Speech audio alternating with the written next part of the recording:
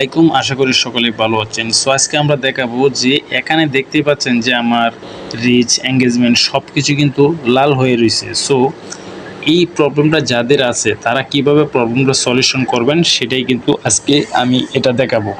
So এটা দেখানোর আগে আমি এটা সমস্যার সমাধান করতে পারতাম, বাট করি নাই, কারণ ভিডিওটা তৈরি করব আপনাদের উদ্দেশ্যে, এই জন্য এই ভিডিওটা।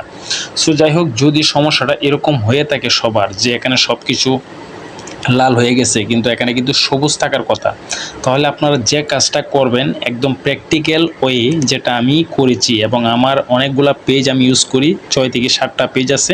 সো আমার আরও 2টা পেজে কিন্তু এরকম সমস্যা হয়েছিল। সো আমি কিভাবে এই প্রবলেম সলিউশন করছি, এই জন্যই কিন্তু আমি এই ভিডিওতে সব কিছু বলে দেব।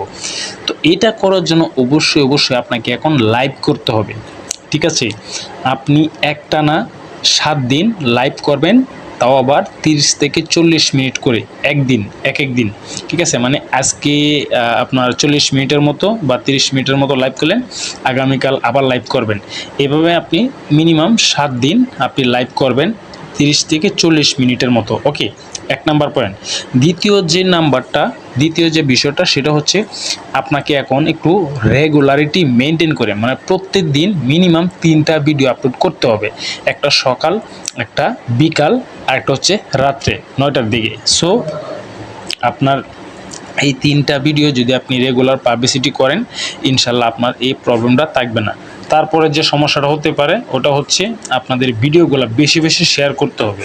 যত বেশি শেয়ার করবেন আপনার ভিডিওগুলো, তত কিন্তু আপনার এখানে কি হয়ে যাবে, এই প্রবলেমগুলো সলিউশন হয়ে যাবে। এখানে লাল দাগ দেখতে পাচ্ছেন আপনারা, বাট এটা লাল দাগ থাকবে না, এটা হয়ে যাবে সবুজ। সো এই ছিল মূলত আজকের ভিডিও। যদি ভিডিও ভালো লেগে থাকে অবশ্যই আমাদের পেজটা ফলো দিবেন, আর যদি আমার ইউটিউব চ্যানেল থেকে দেখে থাকেন তাহলে আমাদের চ্যানেলটা সাবস্ক্রাইব করবেন। ধন্যবাদ সবাইকে।